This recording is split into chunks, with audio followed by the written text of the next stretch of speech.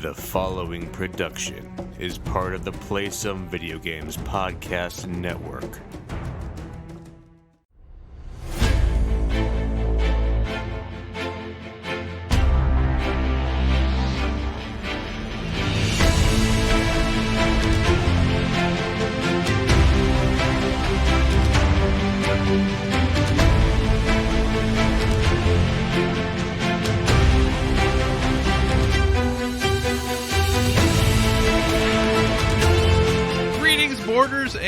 Welcome to Board with Video Games, the gaming podcast that strives for the right balance of coverage for games you play on your table and on your television. You can think of us as the Decay and Rascal of gaming podcasts. We're a proud member of the PSVG Podcast Network and thrilled to be part of the Dice Tower Network as well. I'm one of your hosts, Kyle, and joining me on this co-op adventure, the guy who is always in the MVP conversation. Josh, how are you doing this evening? Well, I'm right now Googling Decay and Rascal. Oh, I'll be very interested in what comes up. Nothing. Nothing? Okay, do you want me to tell you where this came from? It's pretty nerdy. Yeah, I live for nerdy stuff. Okay, well, it might not be the nerdy stuff you're into. It's not the nerdy stuff. Yeah. So, Decay and Rascal are both Overwatch League players that both played for the Dallas Fuel, both of who were DPS players that were, Decay at least, MVP quality player. Both of which who could not get along with their team and were released by the Dallas Fuel despite being probably the best player on the team. So you compared us to problematic players? I compared us to people who are very, very good at what they do, but just the other people they do it with can't seem to find a way to properly utilize them. Right. It's those people's fault, not their fault. That's correct. Well, hey, if it's Rascal's got onto another team and did it great. Decay did it great on a team prior to coming to the Dallas Fuel. So clearly, yeah, you know. Well, that's good. Good for them. Good for you. Good for us. I that's certainly right. am not a DPS player, and I'm not always in the MVP conversation, but I'm flattered that that is how you think. Hey, you're in the MVP of podcast hosting conversation. That is for sure. Only in Zimbabwe, I hear. Shout out to Zimbabwe. Apparently, we're big in Zimbabwe. We appreciate it. We'll take it. We'll definitely take it. Josh, how are you doing? I'm all right. I'm doing okay. You know, I'm doing the best I can. We're in the middle of this whole will they, won't they go back to school situation right now. So everyone's a little stressed because they're really dragging their feet on a decision that once it's made, people are going to have to adjust their lives. So it's coming down to the wire. When do you traditionally go back to school, or when is going back to school date set right now? I believe, originally it was the 24th. Was the so we go are back to, like 2 weeks away. Yeah, the teachers union gave us a whopping 10 days extra to get things in order.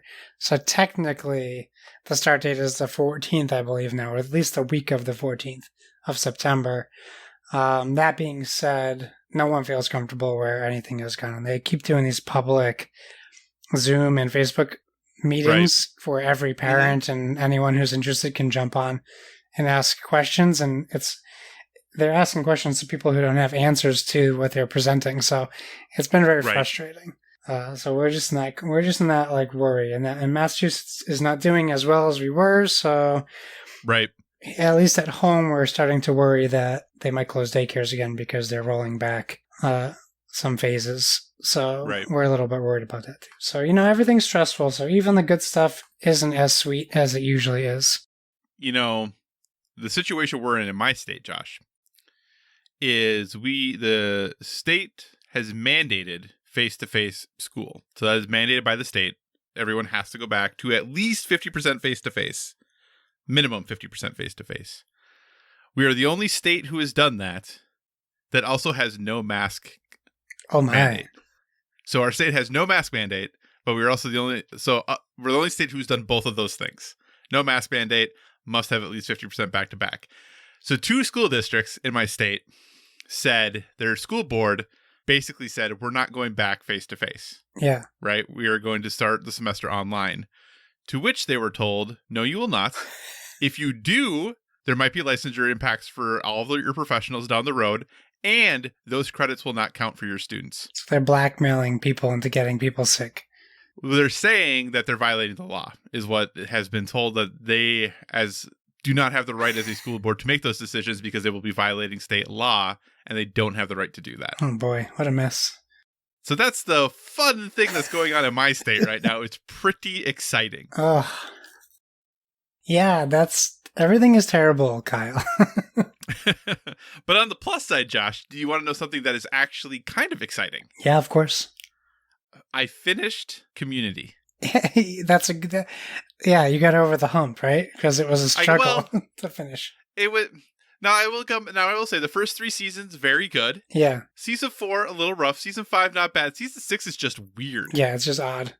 It's just a super odd, weird season, and it is interesting now that I have finished the show, and all the talks of 6 seasons in a movie, and now hearing Dan Harmon and all the people talk about how, especially with Community being on Netflix, which is how I watched it, and the resurgence and rebirth of the fans for this show, that it sounds like a movie is a very real possibility, because even Donald Glover said he would potentially come back at this point. Yep. So that's pretty interesting and pretty exciting, because I don't know, I like those characters. Things got weird. I will say the paintball episodes as a whole overall are all amazing. The best. Yeah, they're so good. They're very, very good. So I hope if they do make a movie, there's some sort of paintball something that happens. The pizza episode where they roll the die, where every reality happens. The D&D episode, the 8-bit episode, which was weird, but I really enjoyed.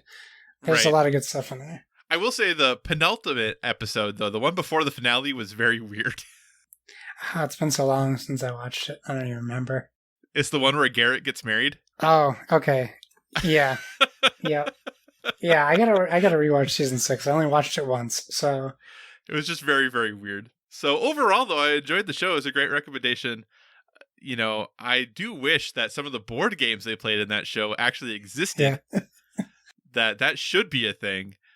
But Community, it is watched. I feel like someone who's actually watched a semi-relevant show. It's very relevant, I know, but I usually am the person who's not up to date with television, so I feel kind of excited that I'm up to date to a degree, for a show that ended 5 years ago with television. So that's exciting. Well, I'm glad that you've liked it and watched it, because I think everyone should at least watch some of Community. Yeah, it's interesting. So like I said, I definitely had some very legitimate laugh out loud moments during that show. It was pretty good. Yeah. So I do think I don't want to spoil anything for anyone who hasn't watched it, but overall, very, very good show. Ups and downs, but very good overall. So with that, everyone, we will transition to the full actual show now. So thanks so much for joining us this week, everyone. As always, send any feedback, questions, or suggested topics to Board with VG on Twitter, or check out all the awesome stuff over on the Instagram, also Board with VG. We're a proud part of Play Some Video Games, and PSVG is on Patreon. We're thrilled with the support you have given us there thus far, and if you'd like to monetarily support what we do, you can find us there at patreon.com/PSVG. But the most important thing is just that you listen and maybe share what we do with someone else who you think would enjoy it. We're also a member of the Dice Tower Podcast Network, so if you enjoy our conversations about board games and would like to dive deeper into that world, we encourage you to check out the Dice Tower Podcast, as well as all of the other members of the network. No matter what type of board games you enjoy, there's a podcast on the network that's right for you. Just one brief announcement. Pause.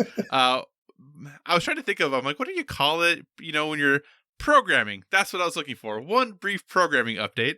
Next week, which is episode 150, which is kind of ridiculous to think of, will also be the Metafall episode. Nice. So next week, we will be doing our predictions for Metacritic game scores for games coming out this fall. What I've decided to do is set basically an end date, kind of like we always have, of games have to be released by X date. Yeah. But we will include games that have the nebulous 2020 holiday released right now. Okay. Because Halo and Marvel Spider-Man Miles Morales, like those games are supposedly still coming. I would assume they'll come out before, the end of December, at least at this point, unless they get pushed to next year. So we'll still include some of those games, even though those games don't have solid release dates yet. They will just have to be released to be counted in the contest by a date to be determined in December. So we'll cover all that next week, but just don't worry. Some of those big games that I think people are very, very interested in, we will still include, even though they don't have specific dates yet. Nice. So that's just one thing. Start thinking about that, dear listener. What are your Metacritic guesses going to be? How do you think games this fall are going to score? And one of those games that I definitely want to get on the contest, transitioning. Josh, what is your first topic? Well, so I want to include Fall Guys in this topic because I don't know why. It kind of fits into the what you playing category. Yeah, absolutely. So have you played Fall Guys? I have. Okay. I first attempted to play Fall Guys on Friday night. I tried for 30 minutes straight to get into games. Their servers were just down, which is a bummer. Some server issues. But it's a blessing for them. But it's just frustrating for players. Yep. Who want to play it, especially for like PC players who probably paid money for it, not PlayStation players who got it for free. It's probably more frustrating for the PC players. Yeah, probably. But I've been able to get in pretty consistently since then, even late Friday night. I just wanted to mention like how much fun I've been having with it. You should, if you have PlayStation Plus, you should just give it a shot. It's MXC if you were around for the G4 days. It's most Extreme Elimination Challenge or Takeshi's Castle. You can Google those. It's like crazy game show games, but you're not sack boys, but you're like the equivalent of a sack boy because you wear costumes and you're an undefined type of humanoid creature. I think someone said you're supposed to be a jelly bean. You're a jelly bean. Okay, that makes sense with like the candy background, except for the arms and the legs. Right, I haven't fully investigated that, but I believe that is what I read, jelly bean. I think they just remind me a lot of the Gang Beasts characters. Yes, they definitely do. Yeah. Yeah. So. I got my first win right before we recorded. Nice work. The best I've gotten is second. Yeah, I was thrilled. I told my wife I'm going to end on a high note. It was the first game I played, and then I shut it right off. And then I went back to it. She's like, I thought you were going to end on a high note. And I was like, well, I got 20 minutes before we record. I should play one more time. Plus, you could win again. Yes, I did not. How are you finding it? Are you having fun with it? I think it is the best Battle Royale game out right now. That's good. Yeah, no, I think it's a lot of fun, and it is a great game where if you just want to sit down and just play a game or two, you can. Yeah. If you want to play it for hours, you can. It really fits both those niches very well. But even when you're the winner, the games take 10 minutes. Yep. Yeah, they're which I think is which is really, really nice. You always get something out of it. What I like about it so much is there is some skill associated with it, obviously. But there's just enough luck associated with it as well. Yeah. That if things don't go your way, it's really easy to blow off. It's really easy to be like, I just got unlucky. No big deal. I can get lucky next time and then I'll win. So it is that nice balance between those two things. If you play it enough, I do think you can get better at it. I do think those who play it regularly will have an advantage. But there's still that little sliver of luck that might happen sometimes. Yeah, I'm really enjoying it. I think it's great. Like I said, I've gotten second place a couple times, actually. I got second place twice my first night playing it, and that was a bummer. But then those second places, the first game I ever played, I got second place. And then the next 4 or 5 games in a row, I got out in the first round. And then I got second place again, and then I called it a night. And that's just the way it goes sometimes. No big deal. But if you're not familiar, listener, basically, you start off with 60 players, and say the first example be an obstacle course, and the first 44 to finish will advance. The other ones all get knocked out. And then the next one might be a kind of like a keep away game where you're divided into 3 teams and you have to get, these eggs like in your baskets, and that the top 2 teams with the most eggs in their baskets will advance, and the third team, all those players are kicked out. And it's just a whole bunch of mini games like that over and over again until you get down to the last grouping. And then I think I've only seen 2 different end games. I don't know how many there are. Yeah. There's the hexagon one where you have to run on the hexagons to be the last one to fall out. And then the tail one. Oh, the crown. So there's 3 then. There's a tail one too. I've only had the tail in the middle rounds. Oh, really? Yeah, I've seen the tail one at the end, where whoever has the tail is the one. That's the just one person with a tail. Oh, yeah, so the regular tail one, it's a team. Oh, really? I see. I've never had the tail one as a team, where it was like 6 of us or 5 of us, and it was whoever was the one person with the tail at the very end was the winner. That would be hectic. Even the team version of that one's hectic. But anyway, yeah, I think it's Nice. great. So sorry, continue That's on. okay. So yeah, listeners, if you want to play Fall Guys, hit us up on Twitter. We'll play with you if we have time. Okay, here's my quick question though. Have you played multiplayer What? with multiple people like in a group? Just Nathan. So with one person. Okay. So what happens though if one of you advances and one of you gets knocked out? Do you just have to watch the other person? Yeah, then? unless you just want to quit out and you can wait in the lobby. Okay. Gotcha. But yeah, Okay, you're not. okay. You don't see the other player. They don't pop up on like your screen. You don't even necessarily get assigned to the same team as them. You just like lobby with them, but you can voice chat. So it's like a fun way to be social and play. Gotcha. Yeah, it seems fun for sure. I do want to try that. So yeah, speaking of playing games with Nathan from PSVG, I wanted to talk about the Marvel Avengers beta, what our thoughts are, and if we didn't talk about Spider-Man, we would be the only podcast in the world that didn't. So we should also talk about the Spider-Man quote-unquote controversy with Marvel Avengers. So first off, have you played Marvel Avengers beta? I have. And how far did you get, if you can figure out a way to explain that best? So I got to the point where multiplayer unlocks, and then I did in the Pacific Northwest, I did 4 of the 6 missions up there. I did not do the Hulk mission that was there, and then there's a mission that's level 20. Okay. I did not do that one, but I did the other 4 that were there, and that is all that I have played. Did you experience any bugs, glitches, crashes, etc.? Bugs, yes. Glitches, I guess bugs and glitches, are pretty much the same thing in a way. But yes, I had some. I had some pretty horrendous frame rate issues a couple times. Okay. Where when there was a lot of characters, especially when there's a lot of enemies on screen, that when having all 4 of the Avengers and then all those enemies on screen where frame rate slowed down pretty significantly. And then I had some issues where, you're mostly fighting robots, where you would defeat a robot and it would just stay standing, stick straight up. And then, so then I go to fight other things and I would turn around and see that one and be like, oh, I gotta go get it. But that one actually isn't there anymore. So those, I think, were the 2 biggest technical things I had. The frame rate thing didn't surprise me. I expected that to happen. Yeah. And honestly, to a degree, to just having, assets not completely go away the way they're supposed to isn't surprising either. Those are kind of the things I would expect would happen in a beta like this. Yeah.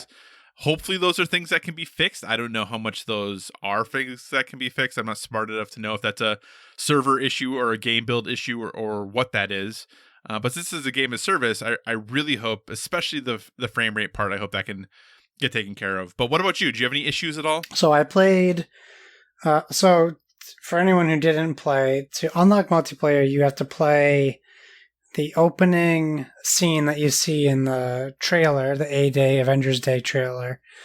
And then you have to complete a Hulk mission, and then you have to complete a Kamala mission. So you have 2 missions after that are relatively long, I would say, after the main one. The main one's the longest one, at least from those first 3.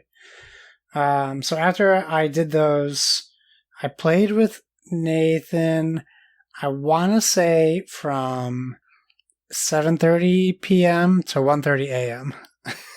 without stopping. Wow. So you guys were clearly having a good time. We had a blast. And I was Hulk and he was Iron Man. We didn't change anything.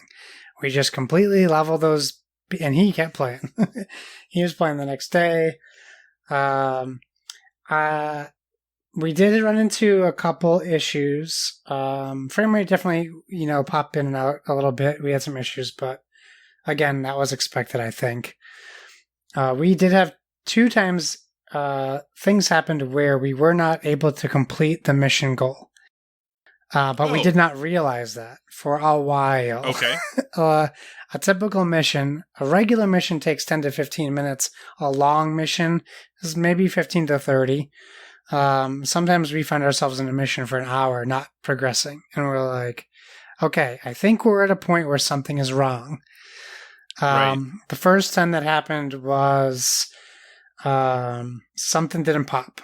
We don't know. But he was able to load the last checkpoint. And we were able to continue our mission from there. The second time it happened, I must have Hulk smashed a dude into the ground because his icon was underground and we couldn't get to it. So Excellent. that time we did have to reset it, and it didn't really save any progress, so we just kind of had to do the whole thing over again. That was a Pacific Northwest mission. We had to like take out like 5 assets, and they would pop up on the top left-hand corner how many you've taken out, and there was just one left over. Other than that, I played again today, and I played as Black Widow. Who did you play? Did you play as multiple characters when you started doing regular missions, or did you just pick one character? I pretty much played as Black Widow for all the regular missions that I could select a character. So that's interesting. I playing with Black Widow today gave me a completely different experience of the game. It felt like playing a different game than what I played with Nathan. And it's not a bad thing. In fact, I think it played more like a Division or an Uncharted even to an extent, where something that I was making a note of while we were playing, and Donnie jumped in the voice chat while he was playing Ghost of Tsushima, and he just kind of asked us questions about Avengers while we were playing. And I really, people were complaining online like they feel like Hulk is underpowered. And I tried to explain to some people that like you're essentially fighting an army of Iron Man people, and Iron Man could any day. Iron Man or Hulk could win in a one-on-one. So I feel like they do a good job at making Hulk feel vulnerable because he should to a degree. Playing Hulk, and Donnie hadn't played this, but I don't think I've played a game that has done such a good job of nailing the way the Hulk should feel since the GameCube Hulk game. Even when you move, when you run as the Hulk, your controller micro vibrates. Like you feel every footstep, you feel every punch very subtly. In fact, if you weren't paying attention, you might not even notice. But I had such a great time playing as the Hulk, and then playing as Black Widow. You're so much more limited to what you can do. Like I'm playing as Black Widow, and a giant robot, like my mini boss, shows up, and I ran away. Hulk, I'm in that thing's face the whole time. I'm smashing, pounding, jumping, and you feel like that's what you're supposed to be doing. Like Hulk can throw rocks at like drones and stuff, but like Black Widow, she's the support. She's shooting drones. She's shooting jetpack guys. That's what you should be doing as that character. So I also feel like these characters, even, and you play as Kamala in the second mission after the first like big one.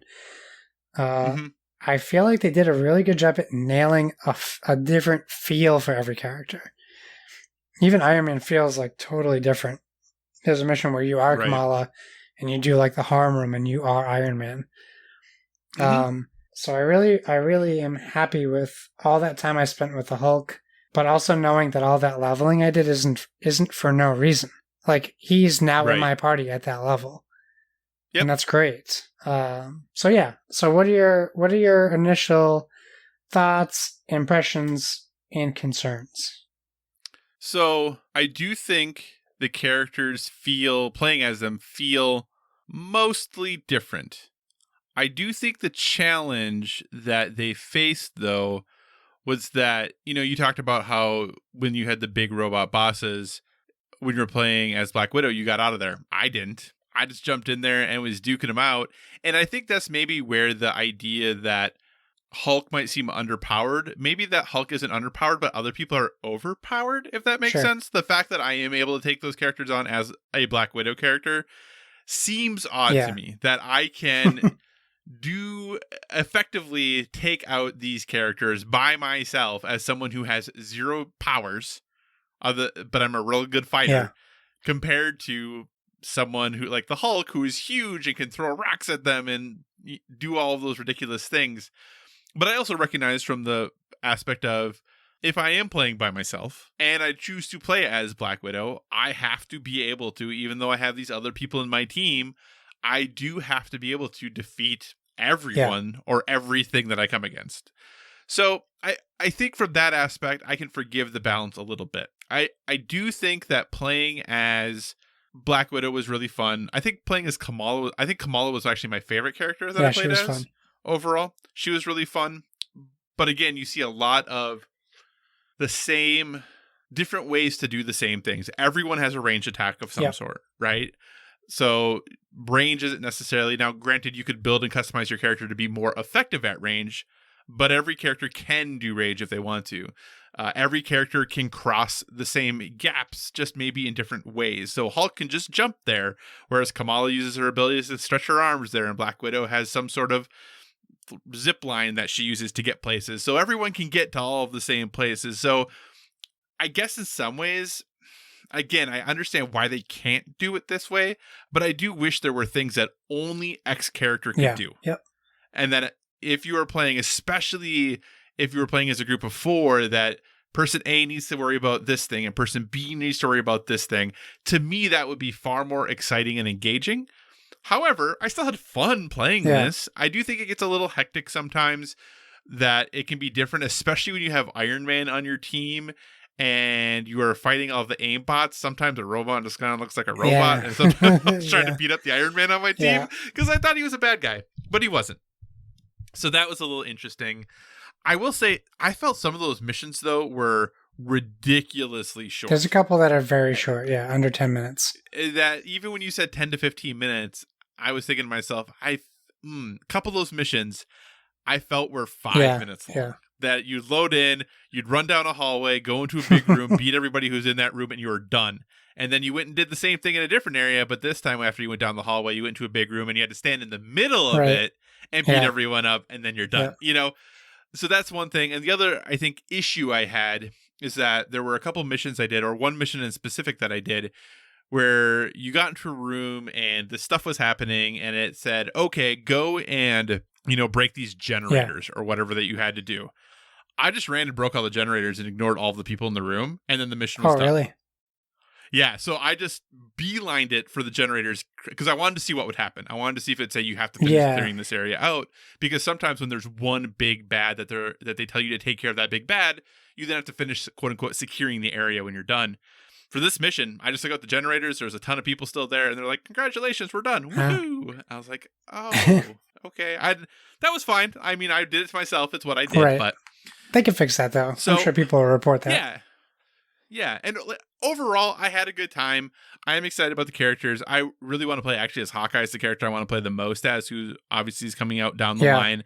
I enjoyed playing as Captain America in the beta part, or in the first mission part where you got to kind of do that. That was fun. But yeah, overall, I'm looking forward to it still. I know there's definitely some mixed reactions, I will say, on the internet about the beta. But I think there's going to be enough here to hold my interest. And honestly, parts of the game were far more challenging than I anticipated they would be. Oh, yeah, there's definitely challenging missions. Yeah, so that kind of surprised me, and I like that. And that it wasn't, yes, there are some quote-unquote button-mashy parts of it, but there are some enemies, especially if you try to button mash against them, it's just not going to work. You have to think about like dodging, how you're timing your jobs. Yeah, and how you're timing your dodges, and some of the characters have abilities where you can interrupt or kind of parry, if you would, depending on what colors flash and how you time all that stuff. So there is a bit of complexity there. The abilities are fun and cool to use. I just really, like I said, I think playing with friends would be a lot more fun. And I think that just a little bit of cleanup, a little bit of technical cleanup would be nice to see. But overall, positive first impression. I would not say super positive, but I would like to continue to see where this goes, and I look forward to playing the full game. I don't know if I'll participate in the other betas, though. Yeah, because we've played so much. Right, and nothing else is going to carry over, so I don't know how much more I'll play it before the game fully releases. What about you? Are you going to fully play? Are you happy with your pre-order? Where are you sitting with it? Yeah, I mean, it's ending for me in 15 minutes, unfortunately. The one thing I didn't get to do, which I wanted to do, was play with you a little bit. Right. So but we have plenty of time to do that. Some of the most fun things I had was like, Nathan was Iron Man and I'm Hulk, and sometimes just inadvertently we would do these incredible team attacks that we didn't plan, but all of a sudden Hulk's picking up one of these giant robots that's twice the size of him, and then Iron Man's coming in and he's blasting it, and then Hulk smashes and throws it across the room, and you really feel like super powered in that moment. It's a real Mhm. awesome pick me up. You loved it. I super loved it. I really love this. Because it checks, I know people say this phrase all the time, but it checks all the right boxes. Because it hits on all of that superhero stuff for me. And I Right. really think it does it well. And at first, I wouldn't say I was upset, but I couldn't understand why people weren't enjoying this, especially in our Discord. And it seems a couple of those people have turned around or backtracked their takes. And I'm not sure if it's because they played other characters or if they actually didn't really give it a chance originally or what the case was. But I'm glad to see more people are enjoying it than originally. I agree Hawkeye's going to be interesting. I do think I am a little worried on the missions. The matchmaking seemed to be broken in the beta. In fact, it would kick me out of. I had to launch the game all over again because if you enabled matchmaking, it just wouldn't find anyone, and it made me think of Anthem. Which really, but gotcha. The good part of this is if you disable matchmaking, you can invite friends still, and if you don't, you can still play as your own characters. So that that real worry is out of the way. Right. And they're still, your characters then, if they're in there, are still leveling up while you're playing. I didn't. Even if you're not the one playing them, I didn't check to see if my Hulk leveled when I didn't play as him. But I imagine he did. I'm pretty sure probably because my Kamala was leveled, and I didn't play with her as much as I did Hulk. So I'm not really sure. I'm kind of super happy with it. I didn't really want to play the beta more because I did feel like I played enough.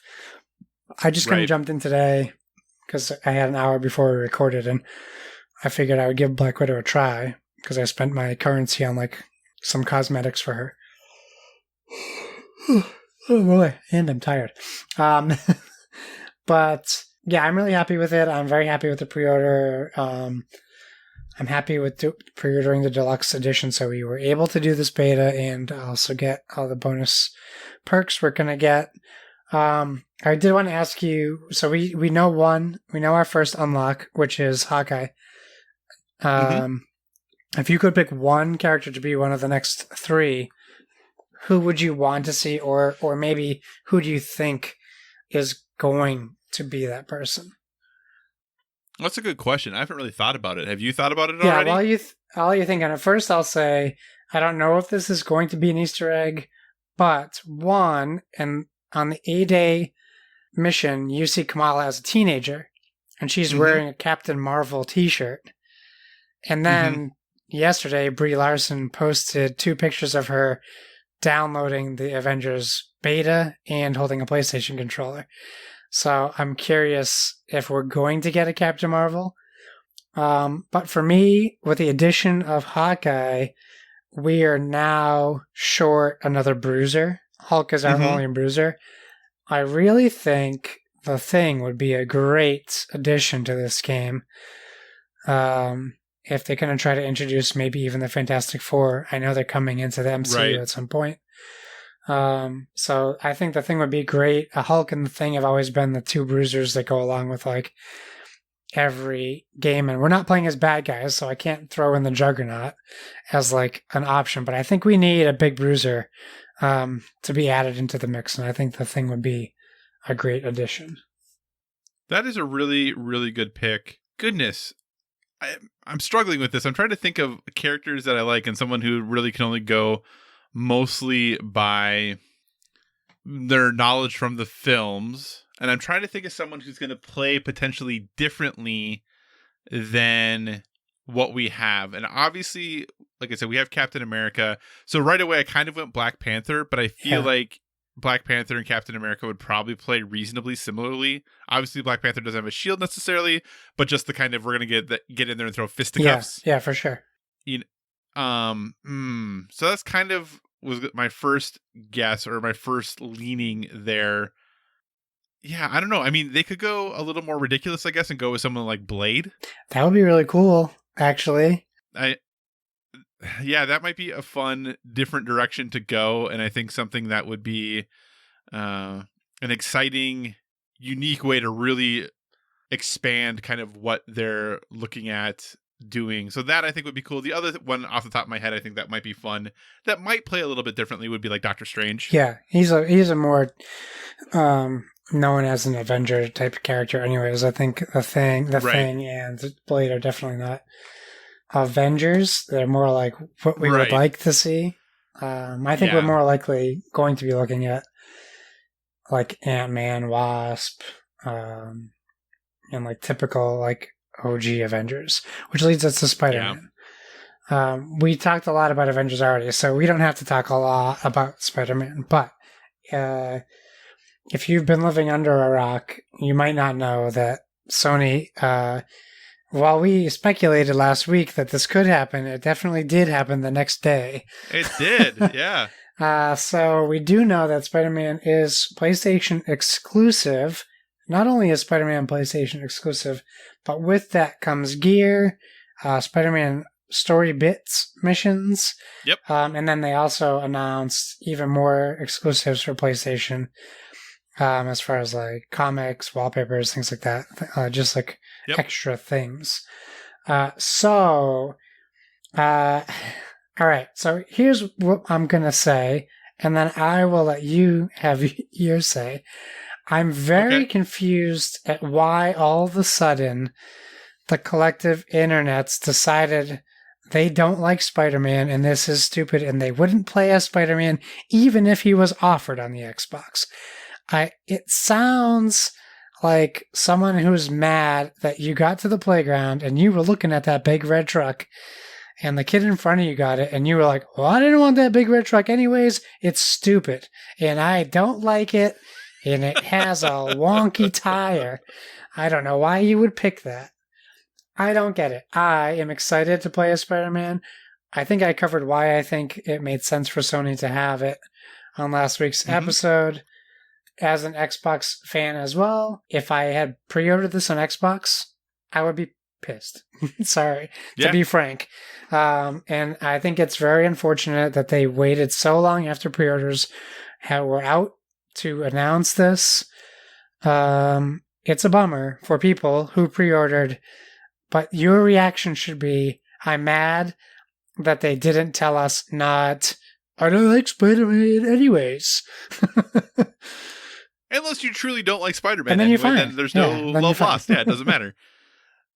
So I think the nice thing is you can cancel pre-orders. Yes, you can. So if you pre-ordered and now are upset, you can cancel that pre-order. That's totally fine. That's a thing you can do. On every device this game is going to be on, you can cancel pre-orders. So that's fine. That's a thing you can do. And if you're that upset about it, go ahead and do it. For better or for worse, PlayStation and Sony really, really want Spider-Man associated with them. They have made that very clear that this is a thing that is extremely important to them.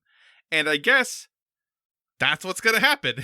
They're going to throw the money around they need to make that happen. I do think it is, I've said it before and I'll say it again, I'm not a fan of content in a game being exclusive to one console. Overall, I wish it were not that way.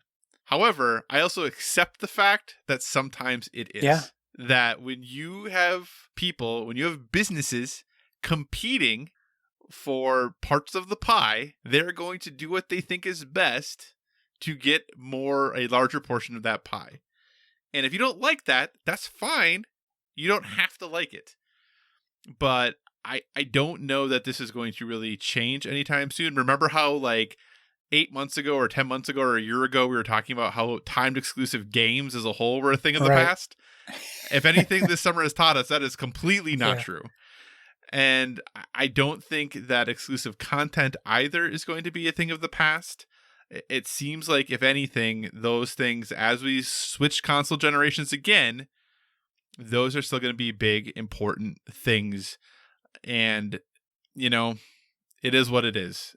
It's the way business runs. If you don't like it, that's fine. Then don't buy the game. That's how you get your player base. Like, I was so mad with Destiny 1 when I bought it on Xbox. And they had all that. They had a year exclusive content. And by the time, and for Destiny, you put out gear in a raid and a strike with a year exclusivity to PlayStation, by the time a year is up, all that stuff is so low level and crappy, Right. it does you no good. Yep. And that's why I bought Destiny 2 on PlayStation. I would have preferred to play it on Xbox, but they had that content again. And I just came to the Right. point where I was like, me being angry is not going to change this.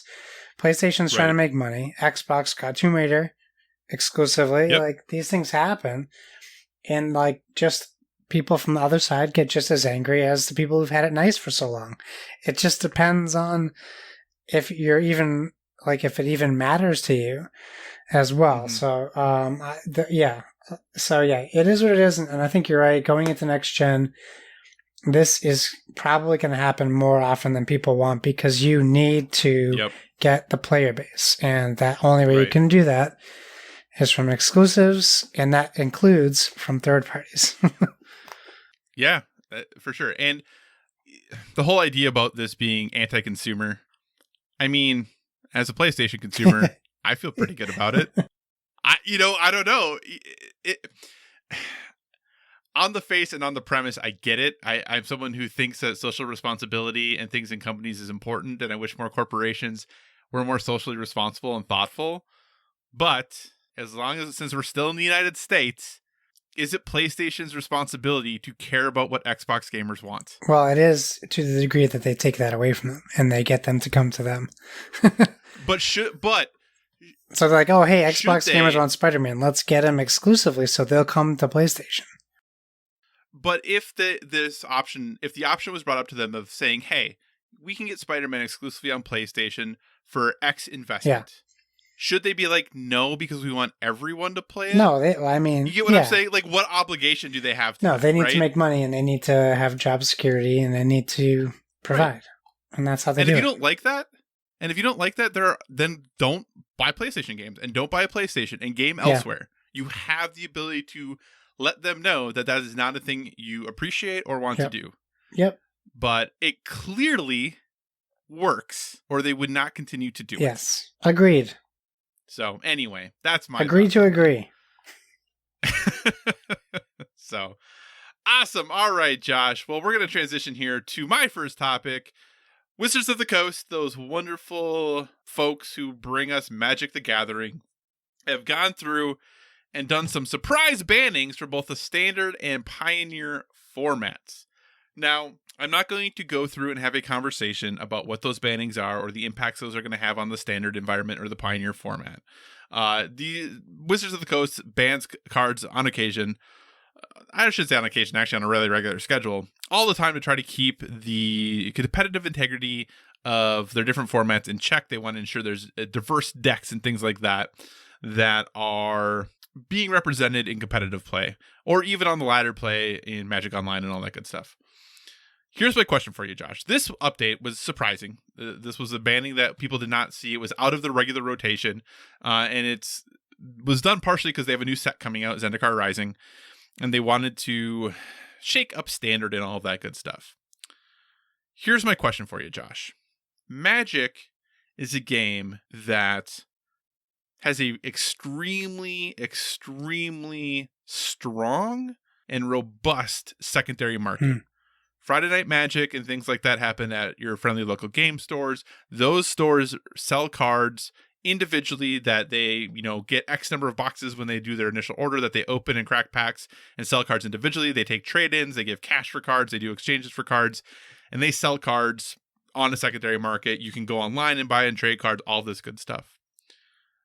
What obligation do you think Wizards of the Coast should have in maintaining the regular update of bannings and restrictions that they have versus doing them kind of randomly like this one, knowing that their decisions could wildly fluctuate the value of cards? Right. So if I'm someone who I am looking at buying XYZ deck and I'm getting really upset that, I'm not doing well or whatever, and it's like kind of that, well, if you can't beat them, join them mentality, and I buy this brand new deck with these really good cards that are in vogue right now, and since they're in vogue and doing well, they're expensive, and then 2 days later, Magic just bans half that deck.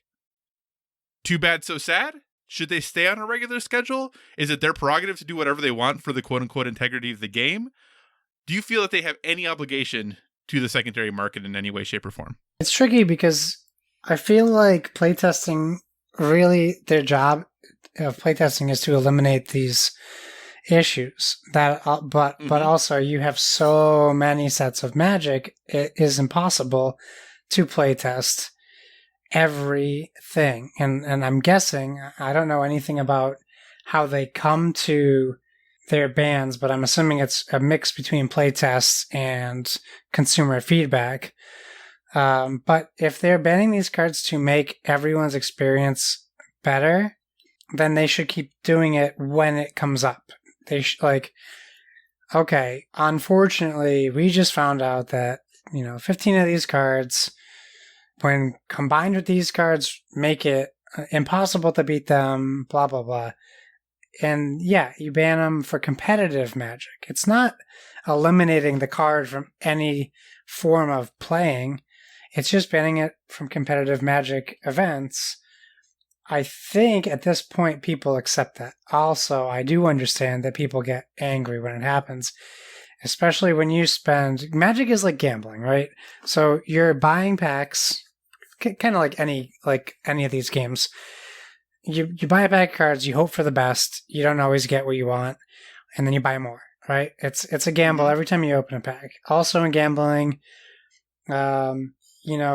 you're against the house, and the house always wins. The odds are stacked against you, and I think that kind of applies to banning cards. You have the house, they're saying, okay, well, you can no longer bet on 15, because we found out that there's a magnet under 15. So you can't do that anymore. Obviously that's not a one-to-one comparison, but I don't know that there's a good way to avoid this, right? Stop putting out sets. That's how you avoid it. But you're still going to have banned cards because people will still be playing with all your old sets and find new combinations of cards that need to be removed from competitive play. Right. I guess really the only way is remove competitive play. Do you, as a former Magic player, so let's say you're playing just with maybe not a friend, but a person that you either know or don't, but it's not competitive, it's just for fun. Would you be frustrated if someone pulled a deck of banned cards against you and essentially, potentially wipe the floor with you? It would depend on what we were playing. Right. In the sense of, if you go to Friday Night Magic, Friday Night Magic, typically is standard. Sometimes they do draft, but if it's a quote-unquote standard Friday Night Magic, you're playing with standard legal cards, which means you can't use any of the banned stuff when you're going to the store and playing those things. And that's what's hard for new players, because when you go buy packs of cards, you're getting all these cards, you're still getting the cards that might be banned. You don't know this, and then you go and you sit down at a table across from someone, and suddenly... Now, an important thing to note that rules enforcement at a Friday Night Magic event is different than rules enforcement at a Grand Prix or something like that. But you still have to have that conversation with the person of hey, the deck you're playing with isn't legal. You can't use that. Well, but I bought these cards just, yesterday. Why can't I use, and then trying to explain and have that conversation about the way things go. And realistically, Wizards of the Coast, at least I assume they still do, had a thing called the Future League. It was within their R&D department that they played sets ahead of time, trying to guess, basically, what the standard format would be to check power levels of cards, to ensure that hopefully bannings would not have to happen. And when I was playing a lot of Magic, bannings very rarely happened in Standard. The idea was, if a banning happened in Standard, you messed something up in Design. There was a design mistake made, and that's why. Now it seems like, watching from periphery, it seems like bannings are happening in Standard all the time. And that's just really interesting to me. But I do remember that one of the cards that really kind of folks thought was going to get banned when I was playing was Jace the Mind Sculptor. And I had a set of them, and I decided just to get out, because I said, who knows if this card is actually going to get banned. It's worth a ton right now. I don't want to be sitting on these if it does get banned. I don't play the deck that has them anyway. So I traded them at my local store, and for the 4 cards got $800 cash. Jeez. Right? That's because they could easily turn around and sell them for $1,000, because they were $250 a pop, right? So But that's the kind of thing of, I didn't know what was going to happen. I didn't know, Yeah. and I didn't want to be stuck with this card and be like, oh, shoot, should have sold it a month ago because now it's banned and it's worth a quarter or a tenth of the price, you know? It was just something that came up, and I thought it was interesting. Like I said, as a, lapsed Magic player, like, I don't totally know what Pioneer is anymore. And I also know they have, Brawl is another format that I'm not super familiar with. So there's a lot more formats than there were when I was playing, but I always find it interesting, though, when they're just doing all these bannings, and I feel like bannings are happening a lot more, and I'm just trying to really understand what best that is. But anyway, I just thought it was kind of an interesting thing of, when you just do a surprise ban like that, do you feel there should be any obligation? I technically don't. I don't think they should really have any obligation to the secondary market because I don't know how you manage that. But I think if they can keep them on a regular basis, bans on a regular basis, to maintain the competitive integrity, I think that makes the most sense. So didn't they just release a set exclusively, like, all pre-banned cards? Was like Unhinged or they just something like that. Did. Yeah. So at least you know what you're getting in on that one. That's true. And they've done experimental sets like that in the past. So it's just like, none of these are going to be, legal. Yeah. It's something like Time Spiral, not Time Spiral. Maybe it was Time Spiral. I don't remember. But there was a set specifically that they had that. Oh, like Unglued. Unglued was the set they did that was just completely ridiculous cards. But yeah, that kind of stuff I think is fun as long as you know what you're getting into, for sure. Yeah. So awesome, Josh. Your second topic. Cool. Well, I'll make this a quick one. A shout out to listener Joe. You know who you are. Who and within 5 minutes of letting me know this existed, I bought it. I've talked about in the past how much I love Mondo and their art, and especially with the Unmatched series. So Mondo is back with a new board game, and you can get it now, and it is a co-op Disney board game called Shadowed Kingdom, where it pits Mickey, Goofy, and Donald and more against Doubt. Doubt is the enemy. It's the first in a new Disney series from Studio Mondo. And I don't know if it's a Target exclusive, but I ordered it from Target. It's only $20. So that was why I pulled the trigger without even really doing much research. I know I'm from the art and the theme, I'm going to want to play it. So this is from dicebreaker.com. Shadow Kingdom is a 2-player co-op game that sees the players adding cards to a 2x2 grid. The players aren't allowed to speak and must choose their moves carefully to either push cards into their partner's hand or out of the grid, removing them from the game. The cards feature either magic, which advances the player towards victory, or shadow, which impedes their progress. They can also display locations that cause specific effects as they're explored, while each character has their unique powers they can use. They also face the threat of doubt, which adds shadows and takes away magic, as well as clogging up players' hands with doubt cards. If the player hits the end of the magic track before the shadow track is full, they save the kingdom. It's only a 15 to 20 minute game. Seems like a nice, quick pick up and play Disney-themed game. And yeah, I'm excited to have it. It's arriving Wednesday, so I'll be able to talk about it on next week's episode. But you can find it on Target's website right now for $20. It does look like it is an exclusive timed. There will be a wider release in the future. What do you think? Sounds interesting? This game looks really cool. Like you said, the art is amazing. I definitely attempted to get it. The closest store to me that has it is 85 miles away, though. Oh, I shipped it. I had it shipped. Yeah, I might have to look at ordering it from the website. Looks like you get Mickey, Pete, Donald, Minnie, Goofy, and Daisy. Goodness, this looks cool. You know, though, as someone who just recently got Gloomhaven and then looked at my board game shelves and was trying to figure out where I'm going to fit these games, I don't know. You need another shelf. It looks really cool. I had I know, right? I had no idea about this game, but it looks very cool. So yeah, that's it. I just want to make people aware of it because I'm very excited that it exists, and I know I won't have a hard time getting my wife to play this one because we love Disney, and it's 2 players, and it's quick. Mm-hmm. You can play it in the bedroom and the AC. So, awesome. Well, Josh, my second story is all about Remedy. What we'll talk about in a little bit is the PlayStation State of Play from last week, because there was a little some Remedy information that was revealed there. But Remedy has come out to say that we're going to get some more stuff from them soon, and not just whatever that video game shooter campaign is. What is that game called again? The Remedy game? The shooter game that they're doing the campaign for. Crossfire X. I was like, wait, what are you talking about? Yes. Not just Crossfire X. So this story over on Games Radar, posted by Jordan Gerblick, says, quote, "What took place in 2010 in Alan Wake is one of the cases that the Federal Bureau of Control has been investigating. The AWE expansion is the first official Remedy Connected Universe crossover event, bringing more Alan Wake lore into Control."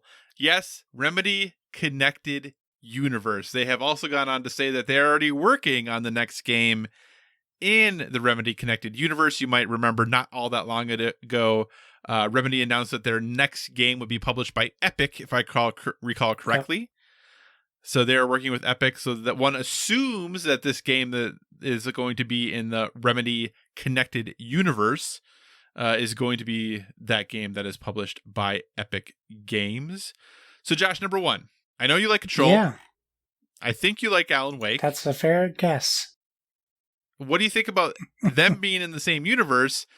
And what do you think this next game's going to be? I think it's great. I think it's super cool that it makes sense, because all they have to do is put one of those, I always forget what they call them, the not enchanted items, but the, what do they call it?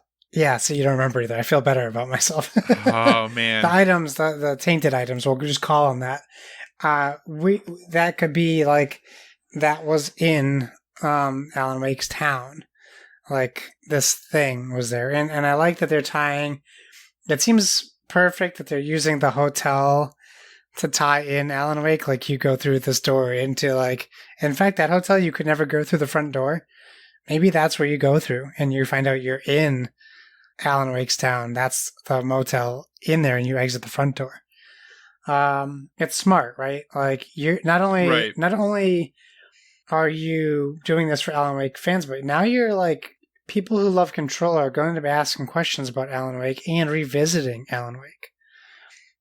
In fact, the fact that they don't announce like an Alan Wake HD remaster is surprising to me, because now's the time. If you're going to be tying these games together. And then you can also like make it so these Alan Wake fans discover Control. A lot of people still haven't played Control. And I think the games, they fit together pretty well as far as the gameplay is definitely different, but I feel like it's a little samey as far as how it is. I have no clue what the next game is going to be, but they should definitely tie it into their shared universe for sure. Well, and as they said they're going to. Objects of Power. Thank you. Objects of Power. So is it the flashlight? Yeah. Maybe Alan's flashlight is an object of power. That would be definitely something. He just kept replacing batteries. He didn't realize that it was a special flashlight. He just thought that these bad guys disappeared by flashlight. Do you think that their next game then is going to continue in the same style? Dark? Dark, but third-person action, narrative-driven. Do you think it's going to be that? Do you think they're going to try a different type of game? Would you like them just to tell another story with the same type of, game and adventure and storytelling we've already experienced? Do you want them to do something totally new? Like, what do you think? There's enough variety in games that they can stick to what they do good. I mean, It really depends. Like, if their creatives really want to try something different, you also don't want to like stifle creative people. And if they really wanted to veer away from that, I get it. But like, there's a reason why God of War is successful and Uncharted is successful. Like, they stuck to what they did good, and they just made it better. So, yeah, I don't see why they should divert from the path they're on. Are you excited to play the DLC? Yeah, the AWE. Yeah, I really want to go back, and I got to finish the last one. It was just so difficult. I'm really hoping this one's easier. Yeah, so maybe that's what I'll do after Tsushima. Maybe oh no, because Avengers will be out by the time I finish Tsushima. I think AWE's gonna have to wait until December. I was actually really excited about the release day of it because I have finished up Tsushima. I got the plat in that, so this will allow me to play this when it comes out. Here's my next question for you. I have two other follow-up final questions for you. Number one, do you think this will be more or less successful than Universal Pictures' Dark Universe? I recently was talking about the Dark Universe. Oh, really? Which is funny that you mentioned that. And I kept calling it the Dark Pictures. I almost did it too because of the Dark Pictures anthology. So I definitely ruined that part. Yeah, I mean, their first movie put the last nail in the coffin. Before they even built the coffin, all the nails were there. Right.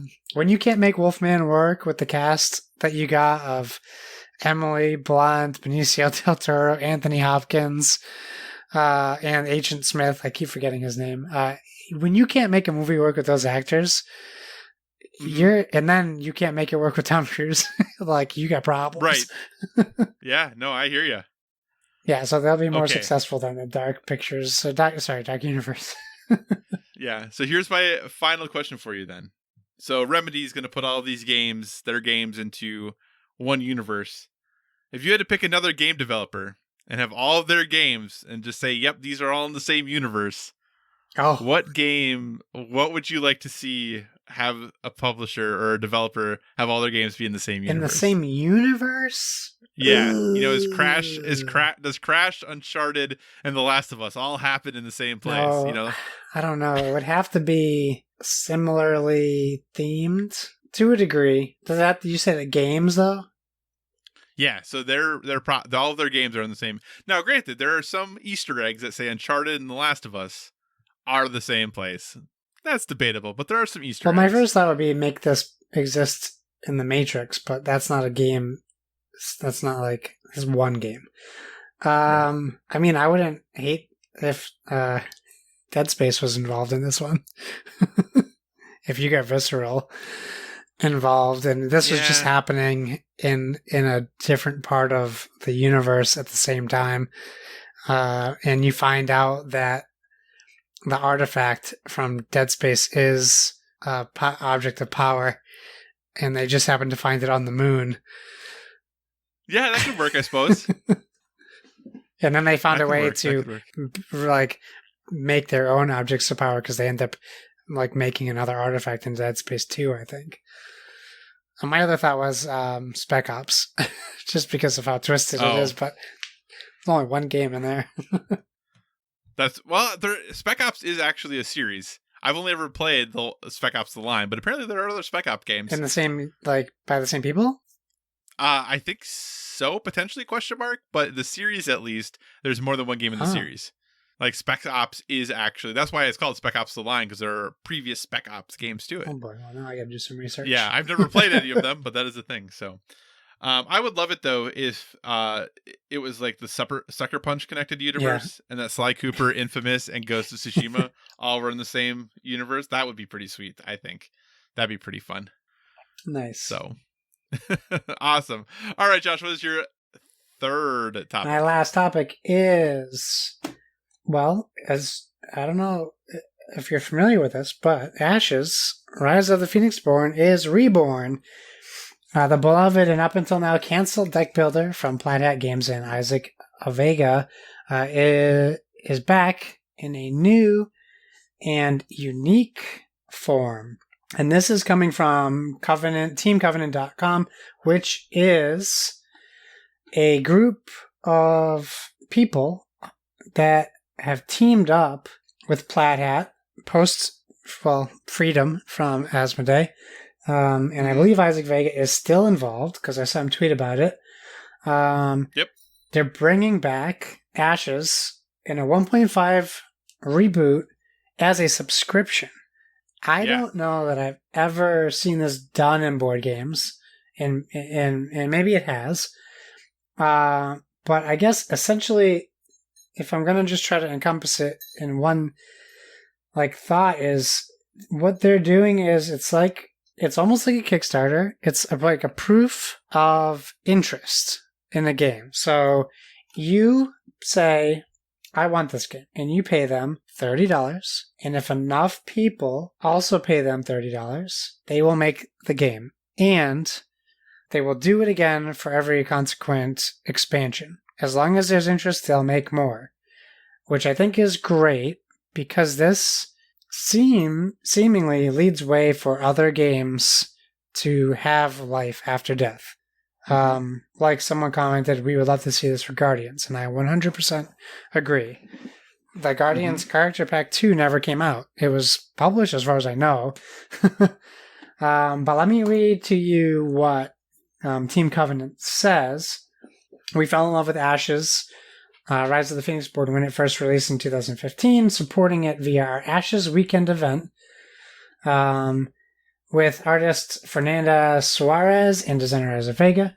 A product subscription, one of our favorite token lines, Arcane Tokens, and even an off-the-cuff learn-to-play video with Rodney of Watch It Played. The game ultimately met an untimely end due primarily to understandable production issues caused by a string of Plaid Hat corporate acquisitions, first by F2Z and then Asmodee. But a system with this much potential and assets this beautiful deserve a second chance. So, we've partnered with Plaid Hat in an effort to bring it back as our first player-driven production trademark subscription. The concept is simple. If enough people subscribe, Ashes 1.5 will officially go into print, and the 1.5 upgrade pack will go out as the first subscription shipment.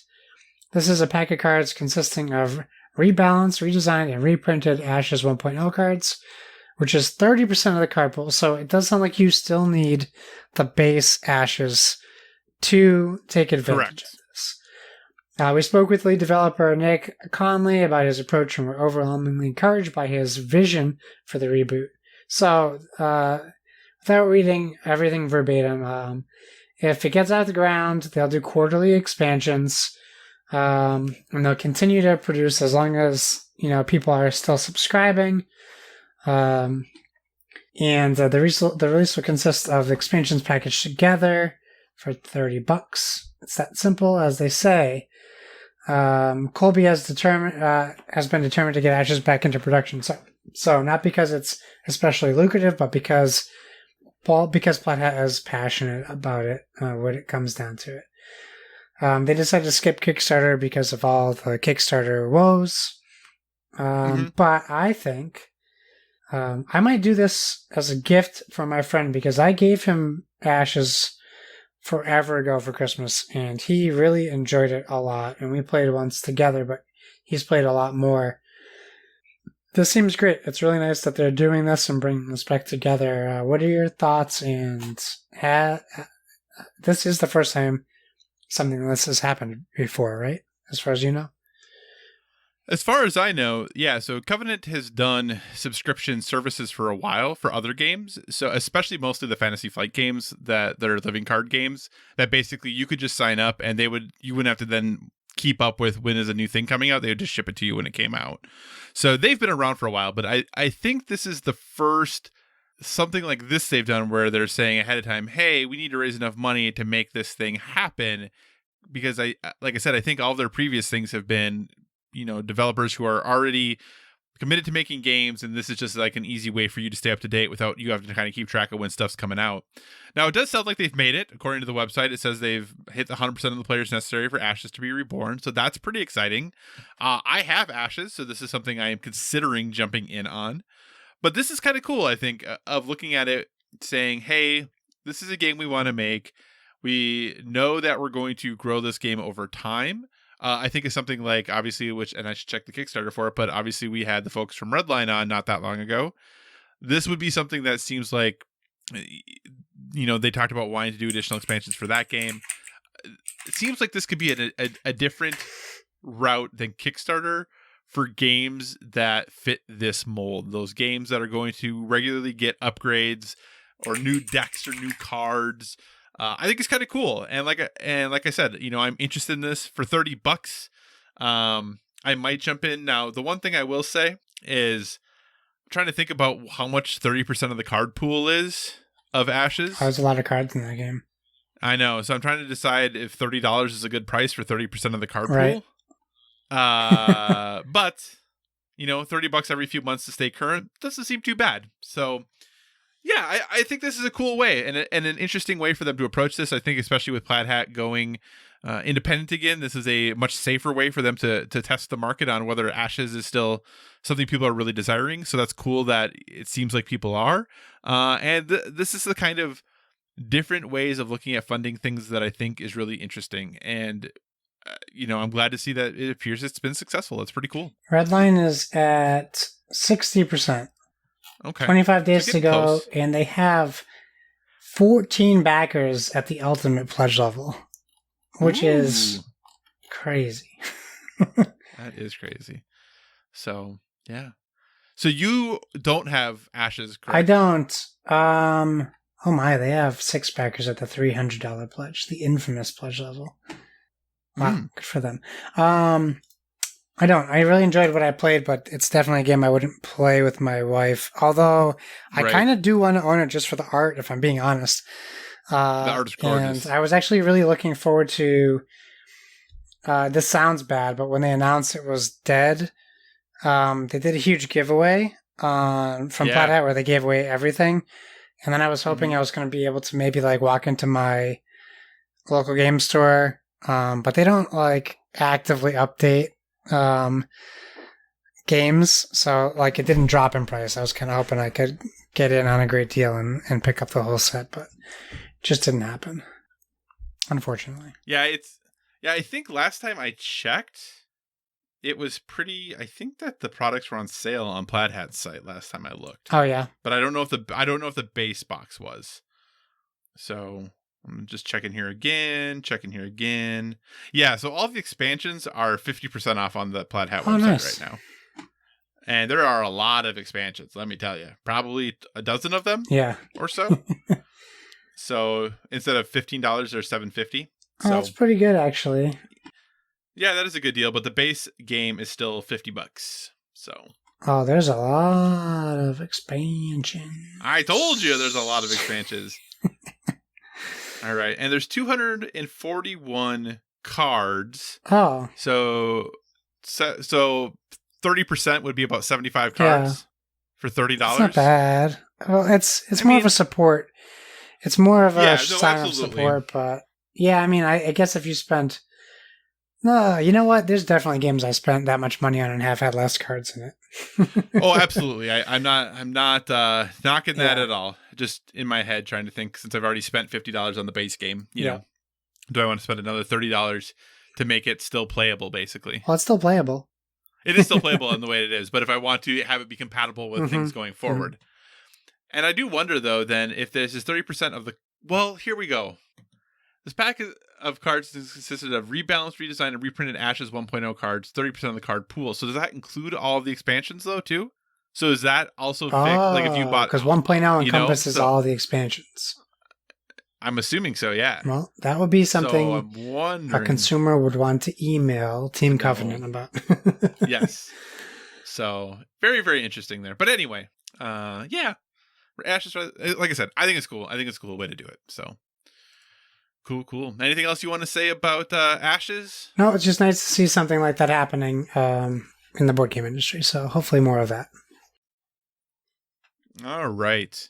So my final topic, last week, PlayStation held a state of play, and they didn't really talk that much about PS5. They said it would focus mostly on PS4 and PSVR, so it did do that with a few little PS5 nuggets in there, but obviously no date, no price, none of those things. Josh, when do you think we're going to find out the price of next-gen consoles? I don't even want to guess. When are we going to be able to pre-order I don't them? even want to guess, Kyle. It's insane. It has to be this month, right? It has to be in August, right?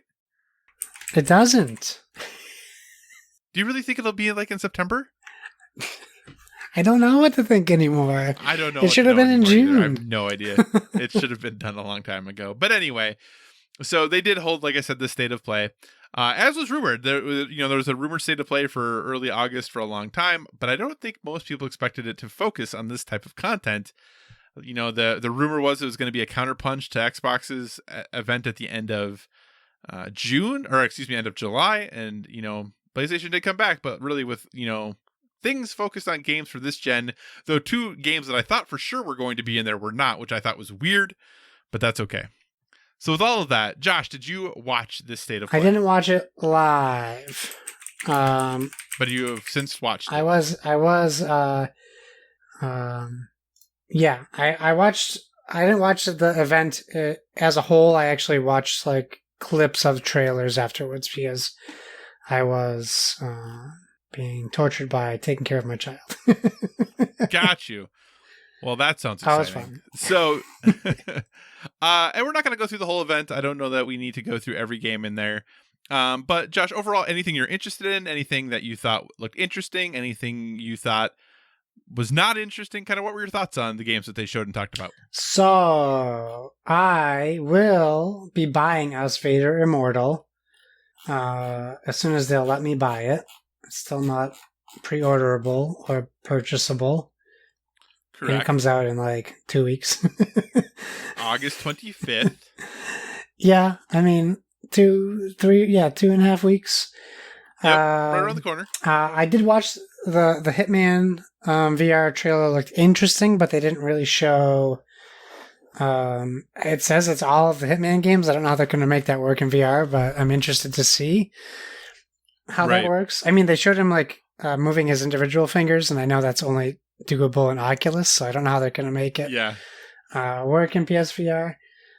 It'll be very interesting, but it is kind of cool that because in Hitman 3 you can import all the maps from Hitman 1 and 2 into the third game. So, and that's just for the base game, you know, not the VR game. So, but it is pretty, I think, impressive that all 3 games you'll be able to play in VR. It's kind of cool. Now, will it be good? We'll have to wait and see. But the fact that they went for it, I think is kind of cool. I'm more skeptical on Hitman, but I'm interested to see, how it is. We saw the Control Alan Wake trailer. Interesting, cool. Yep. We saw an interesting trailer from a problematic studio. That's interesting. The Hood trailer looked interesting, but I need to see some gameplay. Because there was a very little bit at the end. Did I miss the gameplay at the end? Okay. Yeah, in the last 30 to 45 seconds of the trailer, it's all gameplay. I'll watch that. The Pedestrian looked cool. Not a game I'm going to play. It's just a different take on a platformer, so it's still a platformer. Right. You would have to sit me in a room for 4 hours and explain to me what Bugsnax is and why people are excited about it. It's all about the song. It's all about the song. I missed Pathless in Genshin Impact in Alto Chess, but Godfall looks great. I can't wait to see more of that game. I think those are all the hits for me. What about you? So, overall, I thought that starting with Crash was a good idea. I don't know if I'm sold on Crash, but I think they've done a lot of really cool things with it. I don't know that I'll buy the game at release, but having all the different takes that they are on it, the number of levels that they have in it, all the stuff that they're doing, it really seems like a pretty great package. So that was cool to see. Did you ever play Braid? I did way so too long ago that I don't remember much about it. I know, and that's what I'm trying to decide. It's interesting because online people seemed most excited about Braid, it seemed, and Splunky 2. Like those were the games that most people seemed. Okay. were really awesome about. I have Splunky on I think almost every system I own that is on, but I've never actually played it. Yeah, I mean, I think I do own Spelunky on multiple platforms as well. Yeah, so I think it's nice to get the updates about, especially with Spelunky, knowing that it's coming out in September is nice because that was a game that was announced a long time ago that people were super excited about. So I think that's pretty cool. The Hood game, when I saw the gameplay, I'm getting to the gameplay now. Yeah. Let me see if it changes my mind. I think conceptually it's interesting, but it's basically a PvPvE game. Oh. PvPvE, yeah. Okay, it's For Honor. A little bit, yeah. That's what, PvPvE. That's For Honor, for sure. Yep. Okay, I don't know that I need another For Honor, but hey. Yeah, so like I said, it looked kind of interesting. It's a cool use of that license since it is out in the market and anyone can use it. So that's kind of neat there. But I think honestly for me, okay, we'll go back a couple of things. Genshin Impact is a game I have been interested in. I tried to get into the beta for it and never got picked. It looks pretty interesting. I know from the last beta, from what I read about it from people who were in it, that it ran pretty poorly. So hopefully that's something they can fix. But I think I still think the game looks kind of interesting. So that's something I'm kind of keeping an eye on. It is a Kyle game. It's something I keep an eye on for sure. Temtem, I know a lot of people are excited about. I don't think is a Kyle game. Other than I like animals, that's cool. I watched the movie Togo this weekend. Have you ever seen Togo? No, I'm familiar with that. It's on Disney Plus. You should watch it. It's really good. Is it the dog with Willem Dafoe? It is the dog. Okay. What's that? Willem Dafoe. Yeah, it's actually pretty good. I was surprised, but anyway, that's neither here nor there. Just animals, Togo. Here we go, because it's Temtem Togo. Anyway. Godfall, I was a little. I feel like Godfall was the Halo of this show, if that makes sense. Yeah, I know what you mean. Yeah, yeah. I'll have to go back. I didn't watch the trailer again later. Number one, sorry, guy who's doing the voiceover. Just someone with a little more enthusiasm would have been helpful, I think. I know you're working hard and you're really putting everything into a game that you care a lot about.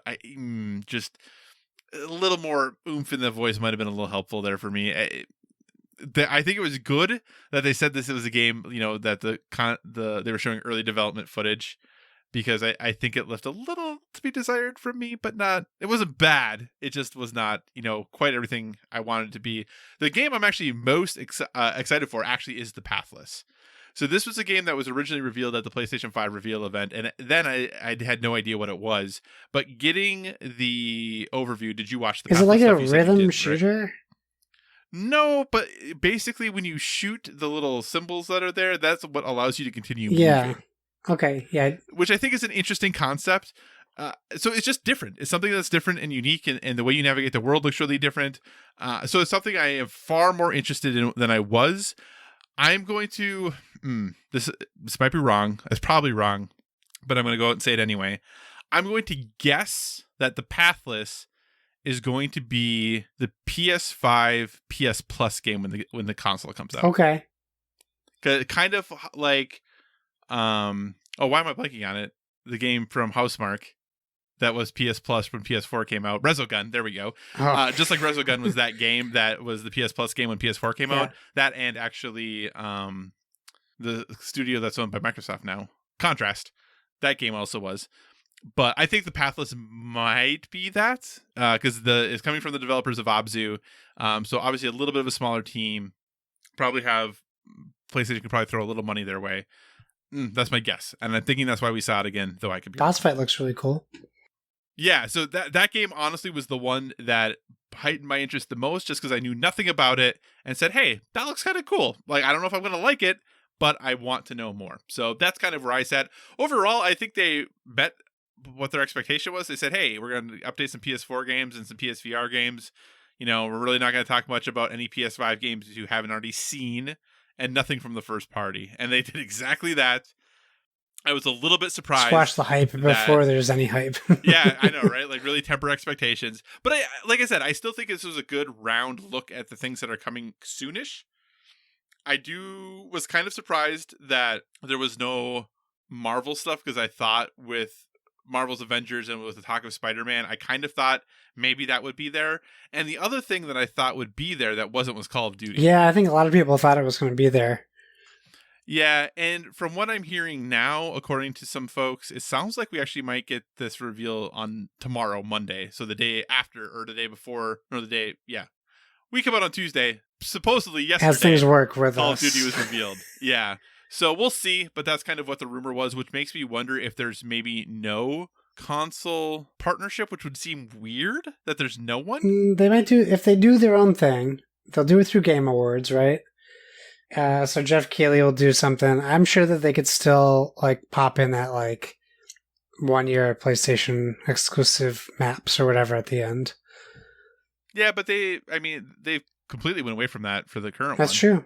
So that's why I'm wondering if maybe they're back in Microsoft's court, if maybe PlayStation is still with them, but because the amount of exclusive content that's on PlayStation now is so limited that they're like, yeah, you can just kind of do your own thing. That's fine. I think maybe it's not beneficial because everyone buys Call of Duty no matter what console they have.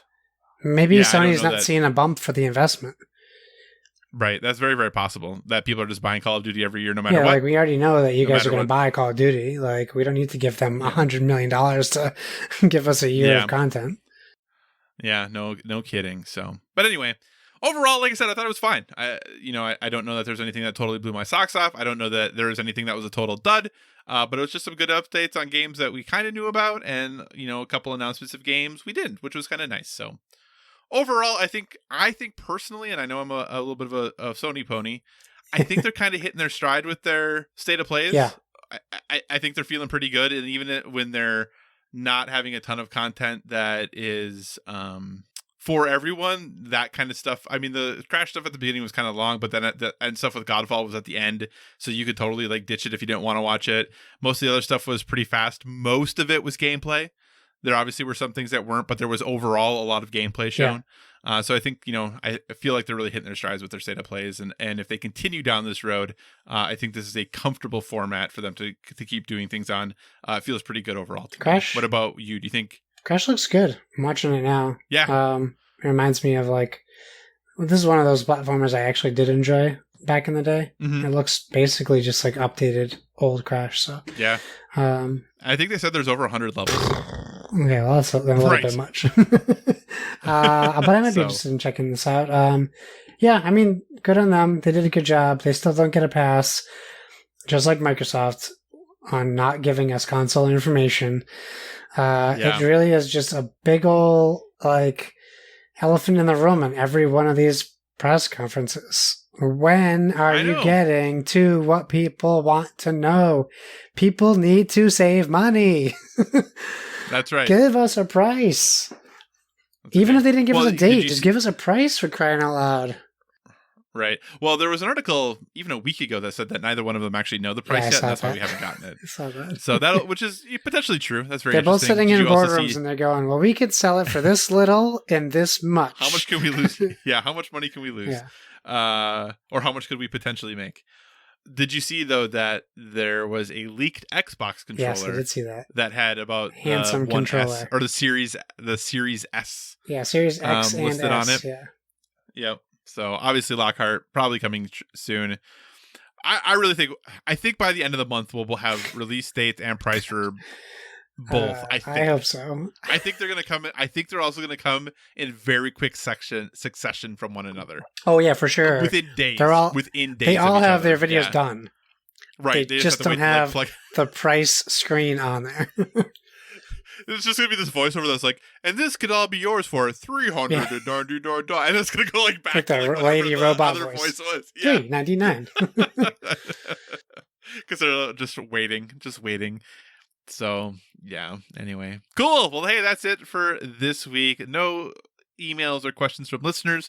So with that, Josh, we're going to move on to Well-Rounded Life. Obviously, we're a gaming podcast, but we want to give you one thing we're currently into that is not gaming related, that is helping us live that well-rounded life. Josh, what is your recommendation this week? So I didn't have one until we started talking at the beginning of the show. And you kind of inspired me to remember something that I love. It is related to, I played Pathfinder for the first time officially last week, and had a great. Was it fun? Was great. My buddy wrote a song about my character as a bard, and he sang it to us. And I wish I recorded it because it told my story that I wrote for my character before we started playing. It was pretty crazy. But that being said, talking about community, Dan Harmon had a podcast called Harmontown. And when that started, it was just him and I think Jeff Davis from Whose Line Is It Anyway? Mm-hmm. And they would just talk about crazy stuff. And one day, they were they always ask questions from the crowd. And one of the guys named Spencer said, hey, can I come up and we can play D&D together? And Dan was like, yeah, let's do that. And then it became a thing, and he brought him on. He became Dan's personal assistant. He became this huge staple of the show. And then they created a show called Harmon Quest. And you can get it on VRV. That's how I had to watch it. Originally, it was on CISO, which is now no longer existing. You can probably also find it online if you search hard enough. There's 3 seasons of it. You can get a free 30-month trial. 30-day. I was going to say, dang. You can get a free months. 30-day trial for VRV if this is interesting to you at all. But basically what they did was they played D&D with their regular group of people from Harmontown, but they had a celebrity guest on each episode. And then it was animated by artists and made into an animated. So you see them at the table talking, but then as they get into the story, it's all animated. And it's just improv comics playing D&D. And like some like notable, like Aubrey Plaza was on and her character was hilarious, and the way she improvised. And they do all these characters so they only take part in this one part of the quest. So, either typically the character dies or leaves in some way, but they always like profoundly affect the quest. Kunmail Nanjiani is a great one too. There's been a lot of great guests on the show. So if you're into that kind of like stuff, comedy and D&D and fantasy, it's one of my favorite series, and it's just crazy to me that it's not more widely available, like on a Netflix or a Hulu, which I imagine at some point it will come to those because, well, we talked about Community being popular on Netflix, and I'm sure they're looking to buying more Dan Harmon stuff. So I wouldn't be surprised if it comes to something else, but Harmon Quest is an easy recommendation from me to you. All right, so here's my question quick before I go on to mine. If the Community movie happens, what is the % chance that it's a Netflix movie? Oh, 100%. Okay, I kind of thought so as well. Okay, so my recommendation is actually Josh's recommendation from last week, so thank you, Josh. And that is I'll Be Gone in the Dark, the docuseries on HBO Max about the book by Michelle McNamara and the search for the Golden State Killer. I will echo everything Josh said last week. It is a heavy topic matter. There are some very, very challenging topics and interviews and conversations that happen throughout the show. And while I'll say that sometimes the show might get a little, I don't want to say artsy-fartsy. I know what you mean, though. But I know exactly what you mean. But there's just sometimes a layer of drama and artsiness layered over what is happening that for me, I don't totally know if it's needed. I kind of get it, but for me, it overall did not detract from what's going on in the show for me. I think it's very, very interesting.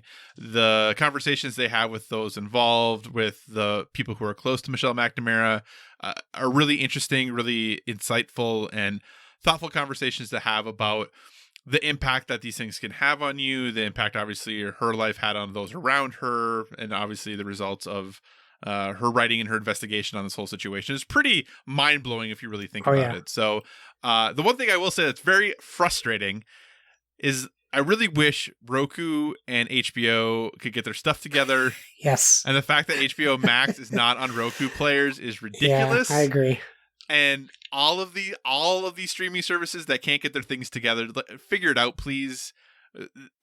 We're all talking about cutting the cord, and all of these things are making going back to cable seem like the easy option, even though it's still more expensive. I actually just got rid of YouTube TV because it went up to $65 a month. Oh a month?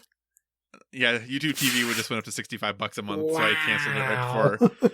Yeah, this was the month it was going up, and I was like, I'm out. So I picked up HBO Max instead, which is funny because you can use the HBO app on Roku with your HBO Max account, but only watch HBO things, nothing that is considered HBO Max content. Wow.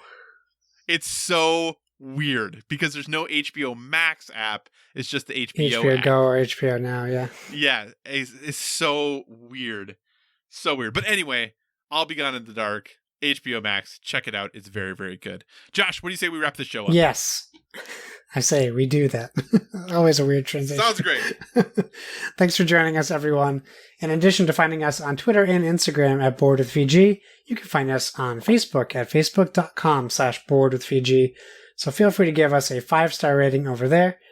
Also, if you want to communicate better than I am now in the more long form, or you're just not feeling social media, feel free to email us at boardwithfg@gmail.com. We tag our stuff with hashtag boardwithfg, so please use that hashtag as well on all social medias. And whatever podcast service you are listening to us on, we encourage you to give us a stellar rating. That is, whether you're downloading us from the PSVG feed, the Dice Tower Network feed, or our very own standalone Board with Video Games feed. You can find me on Xbox Live and PlayStation Network at Why So Serious. I'm on Steam, but I'll only be playing Horizon Zero Dawn on my PC for a little while, so I won't be playing multiplayer games. And yeah, I'm still on the Switch. Come and find me. I'm there. Kyle, where can people find you?